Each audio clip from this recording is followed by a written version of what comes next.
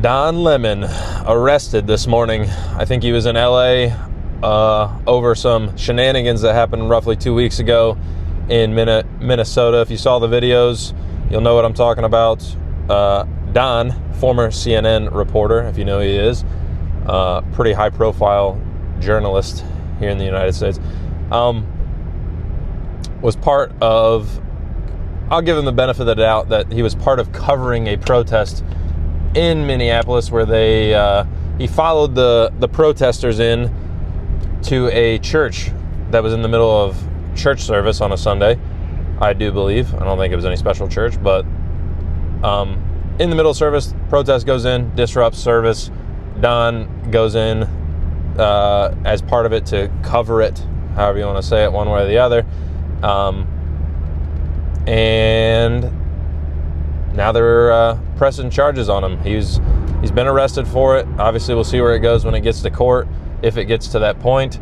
And we'll follow the details, because I think this is actually more interesting than most things, honestly, these days, because it does involve like the core tenets and the foundation of the freedoms of the United States in a way. Well, I don't think anything will really come out of it in the end. Like, if you're a diehard right-leaner, Trump supporter, whatever, and you hate Don Lemon and you hope they throw the book at him, sorry to disappoint you, but I don't think that's going to happen. I think it'll be more likely slap on the wrist. And honestly, I'm coming more of it at it as in a more mediated point of view of, like, I don't think he should go to prison for 10 years or whatever. I think that's the maximum penalty for what he's getting charged with. I'm thinking more of a slap on the wrist, maybe make a slight example. You don't have to go crazy, just because I generally do, in terms of principle, think that the journalists in general should have a very, very high bar as far as what it takes to lock a journalist up for what they do. This case, we'll see. Like I said, I'm no lawyer, but reading the thing he was charged under, the FACE Act, and if you didn't know what that was before now, join the club, because obviously I had to read into it and try to understand what it is. And it is kind of odd, because he's also being, the penalties he's facing are all part of laws passed in the 1800s to protect people against the Ku Klux Klan. So we got a gay black guy in the United States in the year 2025 possibly facing charges under laws that were written to protect black people from the Ku Klux Klan way back in the day, and then also under this FACE Act that was passed in 1994 by Democrats. Bill Clinton's the one who signed it. And really the purpose of the law, this FACE Act, was to protect people going to abortion clinics and to make the law less one-sided, as far as I can tell from what I was reading into it today. They added places of worship into the protected places of access under this FACE Act. And the trick was, basically, and a lot of people don't understand this apparently, we'll get into it later, but obviously the people on social media don't. I mean, people just read a headline and don't know what the fuck they're talking about and just run their mouth. I'm guilty of it too, but I try to at least be somewhat reasonable, and I'll try to give the facts as I see them up front. And obviously, if you've watched the channel before, you know my bias, and I'll gladly say my bias on here. I'm not scared to do that, and then let you judge for yourself. But some people just hear a headline and they hear the negative headline, like, oh, they're doing bad stuff, and they go, ooh, they just repeat it. They're just, oh, it's fascist, it's bad, it's the end of democracy, blah, blah, blah. But this FACE Act, like I said, to protect abortion service, people seeking abortion services, I guess. And then I wasn't alive for this, but apparently there was some serious, like, they're bombing abortion clinics, and I think one person got killed outside of an abortion clinic, and they passed this law as a result. Basically says you can't use threats, force, intimidation, threats of force to stop people from accessing legal services. And then they tacked church religious services in there as well. And then obviously under the First Amendment, you have freedom of speech, of course, but also freedom of religion here in the United States. You cannot impede somebody's ability to practice their religion. Obviously, there's weird niche cases, like if their religion entails killing somebody else or something. Like, obviously there's some weird offshoots that you can get around it, but generally that's the guidelines. You can't restrict other people's freedoms regardless of what your freedoms are. All the enumerated things in the Bill of Rights are all more about protecting people impeding on your freedoms, not necessarily in giving you the right to the things. They're more about you can't do things to other people that impact these enumerated rights. A lot of people don't understand that, and I hope I said that in a way that's clear enough, but if we want to talk about it more, hit me up in the comments. I'll gladly talk about it.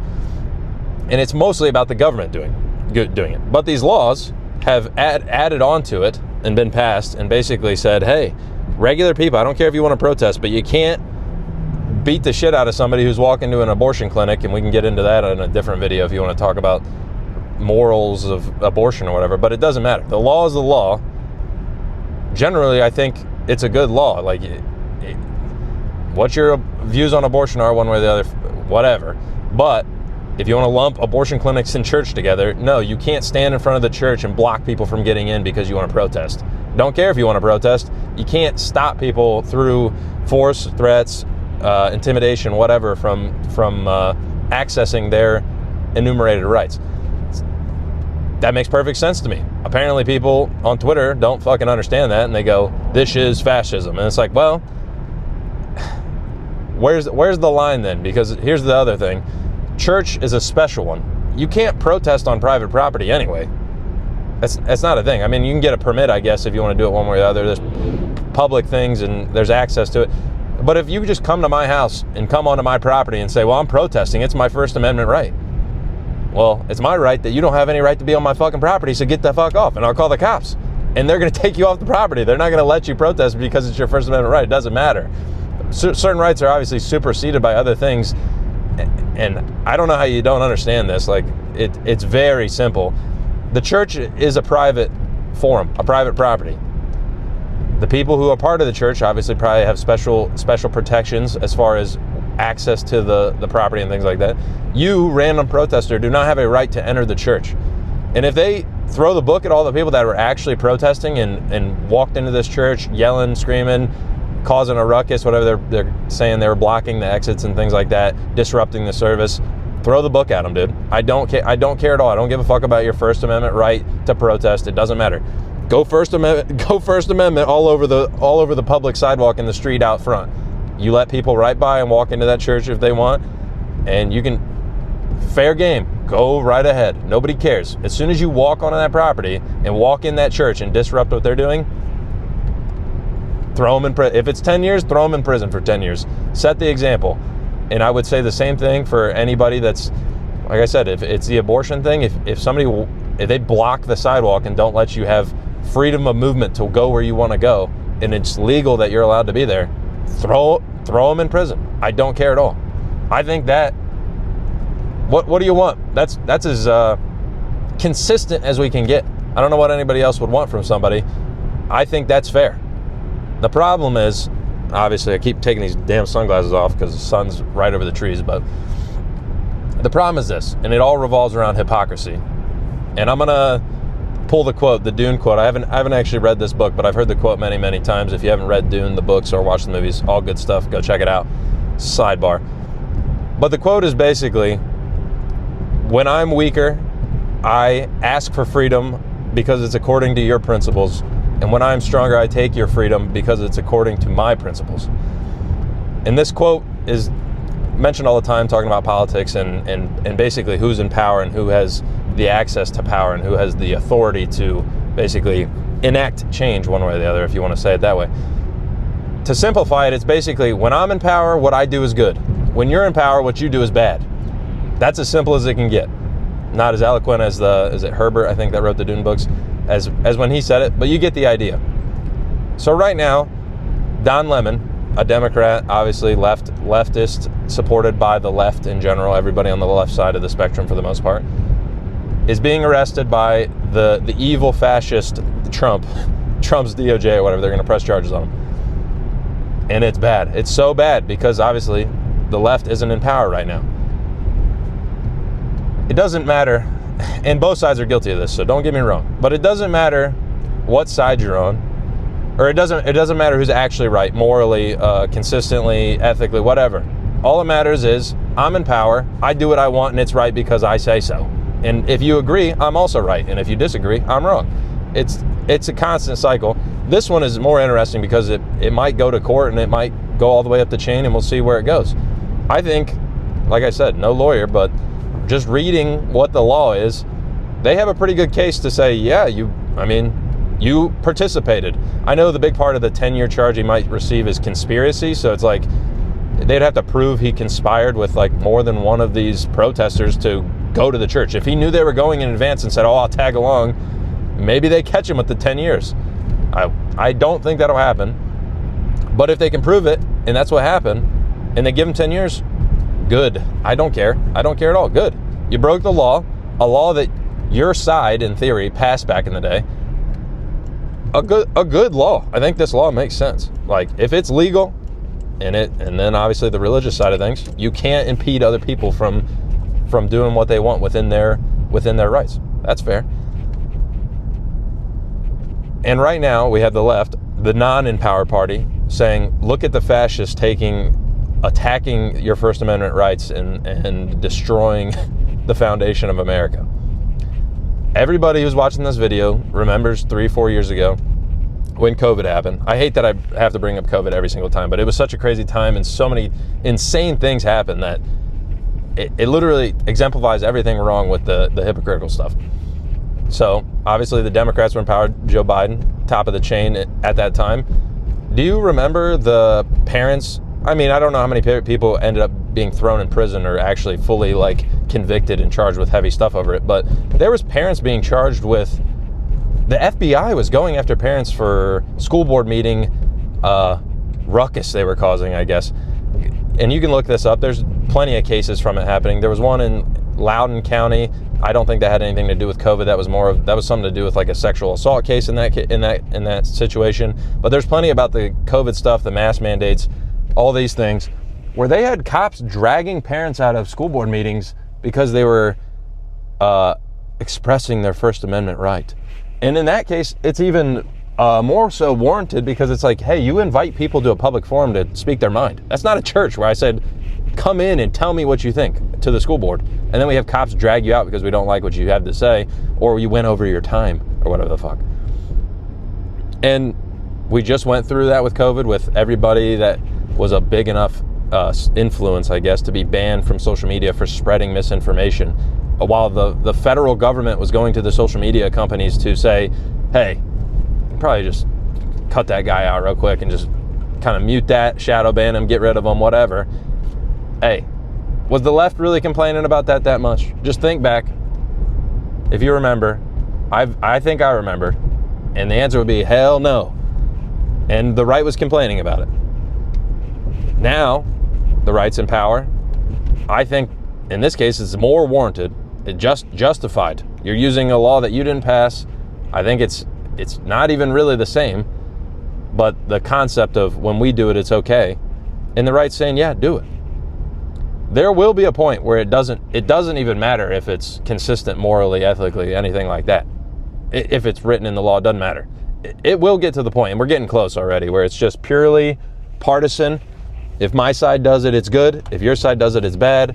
I don't care about anything else. It doesn't matter if there's a law about it. It doesn't matter.